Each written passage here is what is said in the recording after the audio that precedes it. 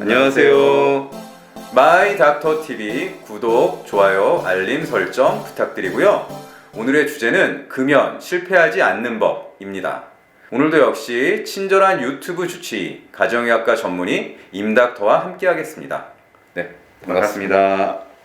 자, 이제 새해가 시작된 지 얼마 안 되는데요. 네, 이 새해 결심 중에 또 금연 그렇죠. 이게 많이 들어가거든요. 네, 네, 그래서 이제 1월 1일부터 난 담배를 끊겠다. 네, 이러신 분들이 이제 지금 오늘 날짜가 12일이니까 네.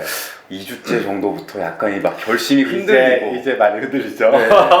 뭐 작심삼일로 끝나신 분들도 있을 거예요. 네, 네, 근데 이제 뭐 작심 2주, 3주, 네. 한 달 못 넘기고 끝내시는 분들이 많을 텐데 네, 저도 옛날에 이제 담배 끊을 때 생각해 보면 네. 이게 금단 증상이 좀 왔던 것 같아요. 금단 선생님 오죠. 네. 저 같은 경우는 좀 졸리고 졸리고, 뭔가 집중도 잘 안 되는 것 그렇죠. 같고 집중력도 떨어지고, 네. 그리고 자꾸 이게 뭔가 막 입이 궁금하다고 해야 되나? 심심하다고 아, 표현하죠. 입이 심심하다. 그죠. 표현하죠. 자꾸 뭔가 먹을 거에 손이 가고 그렇죠. 살도 찌는 거. 네, 또 스트레스를 이게 좀 네. 분노 조절이 잘 안 된다고 할까? 짜증도 많이 나고, 짜증도 많이 나고. 네, 그렇죠. 그래서 이게 끊는 게 참 쉽지 않은 일이다. 네. 그래서 참 담배 끊는 사람 보면 참 독한 사람이다 저 인간. 네. 이런 얘기도 있잖아요. 그렇죠. 그래서 아마 그런 것 때문에 또 중간에 금연을 이어가지 못하시는 네. 분들이 많을 텐데, 오늘은 뭐 금연 전반을 얘기한다기보다는 아마 요맘때쯤 한번 좀 아셨으면 좋을 것을 이제 제가 한번 좀 이야기를 드리는 그런 그 시간이 되었으면 좋겠습니다. 도움이 많이 될 것 같아요. 네. 근데 이제 제일 염려되는 게 이제 금단 증상이잖아요. 그렇죠. 근데 금단 증상을 얘기할 때 생각할 거 뭐냐면 피크가 언제냐? 3일째예요. 되게 3일에서 일주일. 아, 그러면 일단 일주일을 넘긴 분들은 조금 더 그렇죠. 그래서 처음에 금연을 하시게 되면 담배에는 여러 화학물질이 있는데 담배를 중독하는 것은 우리가 니코틴이라는 화학물질 때문이라고 보거든요. 네. 다시 말해서 니코틴 중독이에요. 아, 그러면 그 담배를 흡입하면서 몸에 니코틴을 받으시던 분이 니코틴 양이 줄잖아요. 그래서 니코틴 혈중량이 감소하기 때문에 생기는 게 금단 증상이에요. 아, 그렇군요. 대개 이제 어떤 약이든 보통 뭐 3일 정도 이제 뭐 약을 드시던 분도 안 드시면 그 약의 성분들이 거의 대부분 다 빠져나가는 걸로 되어 있거든요. 그러다 보니까 한 3일에서 일주일 사이가 금단 증상이 피크가 되는데 이 시기가 지나면 몸이 또 적응을 하는 적응이 거죠. 된다. 네네, 적응하고. 그럼 증상이 여러 가지가 나오는데 그 중에 하나가 이제 아까 말씀드린 뭐 짜증도 좀 난다던가 이런 식의 증상들이 좀 생기는 거죠. 네. 그래서 이걸 해결할 방법은 사실은 버티는 수밖에 없습니다. 아, 버텨야 된다. 내가 3일 일주일을 버티면은 이겨낼 수 있다. 아, 이겨낼 수 있다. 네. 담배를 끊을 수 있는 가능성이 더 높아진다. 높아지는 거죠. 네, 이게 첫 번째 팁이에요. 근데 이게 이거에 대해서 그럼 뭐냐 이렇게 생각하실지 모르지만 저는 이거 굉장한 팁이라고 생각하거든요. 뭐냐면 희망이 있다는 거잖아요. 이 상황이 계속되지 않는다는 거죠. 네, 아직까지 담배를 만약 끊으신 분들 1월 1일 가능성 날 있습니다. 금연을 결정하셔서 지금 오늘까지 그걸 잘 지키셨던 분, 네. 이분은 금단 증상부터 지금은 많이 이제 해결이 되셨을 거라고 생각이 들어요. 네. 네네. 근데 문제는 이제부터예요. 왜 이제부터냐? 예. 이 담배에 대한 의존은 아까 니코틴 중독이라고 얘기했고, 아까 제가 말씀드린 것은 혈중 니코틴 용량이 줄어들면서 금단 증상이 생긴다고 했잖아요. 네, 그렇죠. 요거는 보통 다른 약물 중독과 똑같은 거예요. 근데 담배에는, 그러니까 흔히 말하는 흡연자의 경우에는 요거와 다른 의존성이 있어요. 이거를 심리적 의존이라고 하거든요. 아까 말씀드렸던 것은 신체적 의존 이렇게 표현해요. 네. 그러니까 신체적 의존은 사실은 2주만 버티면 많이 줄어듭니다. 그런데 심리적 의존은 과하게 말하면 평생 가요. 아, 그래서 이제 담배 끊기가 어렵다. 네. 예. 그럼 심리적 의존이라는 건 뭐냐? 저는 그렇게 표현하거든요. 애완동물을 하나 키우고 있었던 거예요. 애완동물? 네. 반려동물을 키우고 있는 거다? 네. 왜냐하면 그동안 어땠냐면은 밥을 먹고 식사를 한 다음에 애완동물 한번 이렇게 머리 쓰다듬어 주고 잘 지냈어? 한마디 하고 네. 오고 그 다음 뭐 굉장히 뭐 스트레스 받는 일 있잖아요. 그러면은 하면서 야 잘 지냈어? 한번 또 이렇게 하고 우리가 이제 만약 하루에 한 갑을 피는 사람이 있다고 생각을 하면 네. 한 갑이면은 20개 피잖아요. 그렇죠. 그러면 하루 뭐 24시간인데 활동 시간을 한 10시간으로 본다면 10시간에 20번 애완동물을 머리도 쓰다듬어 주고 이렇게 자기가 생활을 해왔던 거예요. 역으로 생각하면 얼마나 이제 그 담배에 의존하면서 애착 관계를 가지고 있는 거예요. 애착이라기보다는요 자신의 어떤 중요한 어떤 국면들 있잖아요. 쉬어야 되고 자신의 마음도 정리해야 되고 하루에 20번을 그렇게 해온 거예요. 그러다가 이제 그게 없어지고 그럼 생각해 보세요. 내가 무슨 중요한 결정을 해서 막 스트레스를 받는다. 아니면은 잠깐 머리를 좀 쉬고 싶다. 이랬는데 그게 없어요. 그 애완동물이 없다고 생각해봐요. 다른 관점에서 보면 하루 생활을 하면서 한갑을 피우시는 분은 20번의 어떤 자기만의 시간을 갖는 건데 그 자기만의 시간을 담배, 흡연이라는 걸 통해서 가졌었는데 그게 지금 없어진 그 매개가 없어진 거죠. 그 흡연 안 하신 분은 이해를 못 하실 내용이지만 흡연을 하신 분들 또는 하셨던 분들이 이해가 될 거예요. 그러면 이제는 그 매개가 되는 게 없어지잖아요. 그것을 다른 걸로 메꿔야 된다는 거죠. 그래서 자꾸 뭐가 먹고 싶다든지 그런 게 생기는 거겠네요. 그래서 이제 입이 심심해서 뭐 먹는다 그러는데 표현을 오늘은 좀 편하게 말씀드리면 약간 하수의 방법입니다. 네. 왜냐하면 저는 애완동물이라고 표현했잖아요. 왜 그러냐면 그건 심리적인 어떤 무언가를 얘기를 해요. 자기가 우리가 일상생활을 꾸려가고 생활하는 데 있어서 의존했던 무언가예요. 그렇기 때문에 금연 문제에서 따라온 문제 하나가 아까도 말씀했잖아요. 스트레스 해소용으로 담배 핀다는 분 굉장히 많죠. 그렇죠. 네. 그래서 스트레스가 날 때 그럼 나 해소할 방법이 없다 이렇게 표현하잖아요. 그것 때문에 더 스트레스 받는다. 제가 드리고 싶은 말씀은 담배, 흡연을 대신해서 자신의 일상을 꾸려갈 무언가를 만들지 않으면 금연은 성공할 수 없다는 겁니다. 예를 든다면 이런 거죠. 그러면 우리가 이제 혹시 그 흡연을 하셨었다고 하니까 네. 흡연하기 전에는 그럼 어떻게 살았냐 이거예요. 근데 우리가 중학교 학생 때로 돌아가서 그때도 스트레스 받았잖아요.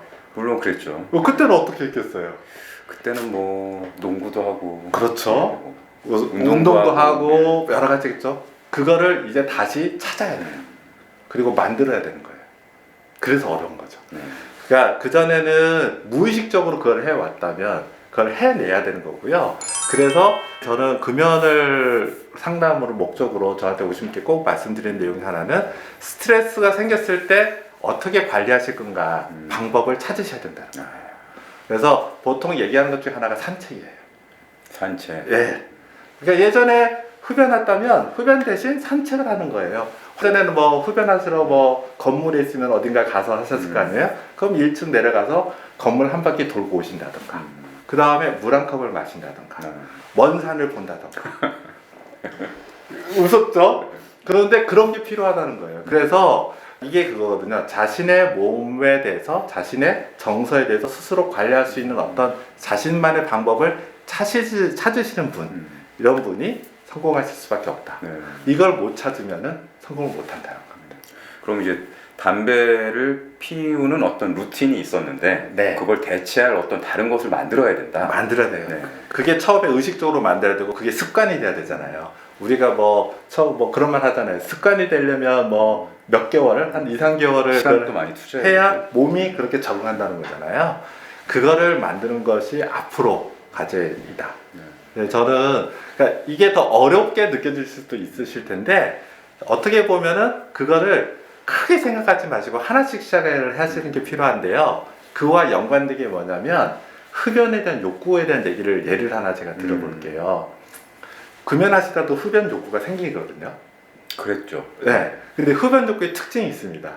그 특징이 뭐냐면 이게 보면 이런 그래프를 가요. 올라가자. 여기 이런 우리가 파동처럼 얘기하면 폭을 얘기하고 높이를 얘기하거든요. 흡연 욕구는 높이는 높아요. 폭은 좁아요.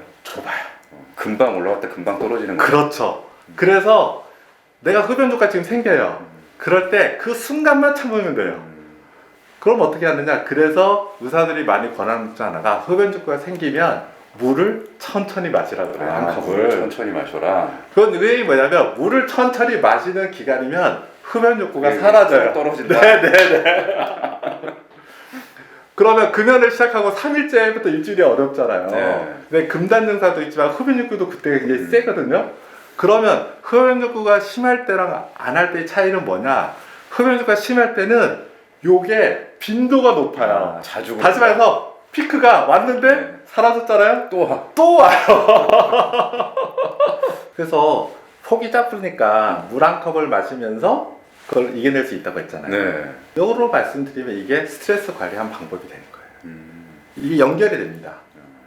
강한 흡연 욕구를 참기 위해서 방법들을 찾는 게 뭐 먼 산을 본다던가 산책을 한다던가 이런 것들이 흡연 욕구를 줄이는 그러니까 흡연에 관계없이 자기 스트레스를 관리할 수 있는 그런 방법이 돼요. 그렇기 때문에 그 두 가지가 연결되기 때문에 결과적으로는 아까 말씀드린 것처럼 내가 스트레스 관리를 할 수 있는 방법 이거를 찾아가는 게 돼야만 성공할 수 있다 이렇게 말씀드립니다. 근데 이제 금연을 하다가 실패하신 분들 보면 네, 뭐 예를 들어 한 달, 두 달 잘 버티셨어요. 네, 그러다가 이렇게 딱 한 대를 어떻게 하다 피게 됐어. 네. 그래서 아 나는 안 되나 보다 이러고 쉽게 포기하는 분들도 있던데 그럴 땐 어떻게 해야 돼요? 그러니까 다시 시작하는 거죠. 다시 시작하면 네, 된다. 이게 문제는 중간에 흡연하게 되면 몸이 아까도 말했잖아요. 신체적 의존이 있고 심리적 의존이 있다고 얘기했잖아요. 그리고 아까 말했던 담배 흡연 욕구라는 거는 심리적 의존에도 나타나지만 이제 신체적 의존에도 나타나죠. 근데 중간에 다시 니코틴이 들어왔어요. 그러면 몸이 서서히 이제 니코틴이 없는 상태로 적응했다가 다시 니코틴이 있는 상태로 이제 갔기 때문에 예전 상태를 또 반복하시는 거죠. 또 3일이 어렵겠네요 그러면. 근데 이제 한 번 폈다고 해서 꼭 3일이 어려운 건 아니고 예를 든다면 흡연 욕구가 이제 빈도가 줄었다고 했잖아요. 네. 많이 줄었는데 한 번 피셨으니까 그 다음에는 또 며칠은 아 욕구가 뭐 처음 금연할 정만큼은 아니지만 흡연율가 또 늘겠죠. 네네. 그리고 또 하나는 이제 중간에 뭐 가령 술자리나 이런 데서 담배를 피면서 또 했었다. 특징이 뭡니까? 아까 애완견 표현을 들었잖아요. 우리가 그동안 뭐 5년이든 10년이든 본인이 했던 습관이 있는 거예요. 그 습관을 다른 습관으로 바꾸는 과정에서 다 새로운 습관 형성이 안 된 거죠. 옛날 습관이 또 나온 거예요. 그렇죠. 네. 보통 술과 담배는 같이 가니까. 근데 역으로 말하면 그게 그 술일 수도 있고 어떤 스트레스가 심한 상황일 수도 있어요. 결국은 그런 문제에서 담배가 아닌 다른 방법의 해결책을 못 찾잖아요. 그분은 그때만 아니라도 한 달 후든 두 달 후든 똑같은 상황이 되면 또 담배를 찾을 수밖에 없는 거죠. 그걸 본인도 알게 되면 에이 나는 뭐 안 되나 보다 이렇게 생각하게 되겠죠. 근데 이제 제가 권해드리고 싶은 말씀은 일단은 담배의 건강의 유해성은 양과 밀접한 관계가 있거든요. 물론 금연하신 분과 조금이라도 담배 피신 분 사이에 이만한 그 건강 유해 차이가 있어요. 하지만 흡연하신 분들 사이에서도 양하고도 관계가 있어요. 얼마나 많이 피우느냐. 예, 예. 그렇기 때문에 내가 중간에 한 번 폈다고 해서 그러니까 all or not 전부 아니면 아무것도 아닌 이렇게 생각하실 게 아니라 양을 줄인 것만으로도 훌륭하시다. 저는 이제 그 말씀을 먼저 드리고 싶고 그 다음에 완전히 금연을 가기 위해서도 양을 줄이신 상태로 굉장히 좋으신 거다.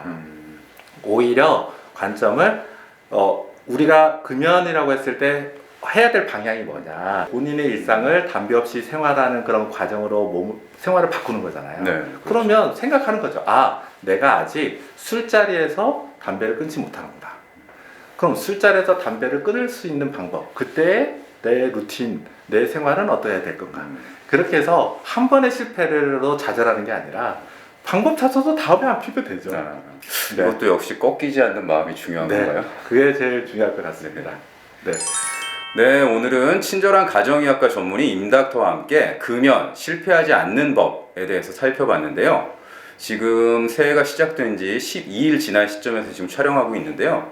2주 정도 이렇게 금연을 이어가신 분들은 가장 큰 위기의 시기는 넘겼다. 네. 이렇게 좀 자신감을 가지고 계속 이어나가시면 될 것 같고요. 또 뭐 이렇게 한 달, 두 달 가다가 또 실수로 한 대 피우셨다고 해서 쉽게 포기하지 마시고 또 다시 시작하시면 금연에 성공하실 수 있다는 거 꼭 기억하시기 바랍니다. 긴 시간 시청해 주셔서 감사합니다. 감사합니다.